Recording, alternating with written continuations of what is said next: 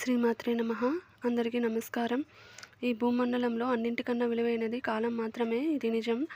ఈ భూమండలంలో సమస్త జీవరాశులతో పాటు నీవు కూడా మనిషిగా పుట్టావు. అన్ని జీవరాశుల కన్నా తెలివైన జీవి మనిషి. అందుకేనేమో ఆ అధిక తెలివి వలన ఈ ప్రకృతికి ఏ జీవి చేయని హానిని మనిషి చేస్తున్నాడు.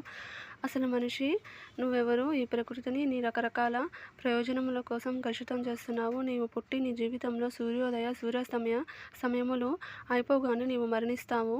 నీవు వచ్చేటప్పుడు ఏమీ ఈ భూమి మీదకు తీసుకురాలేదు, మరల పోయేటప్పుడు ఏమి తీసుకుపోవు. మరి ఎందుకురా మనిషి నీకింత ఆశ?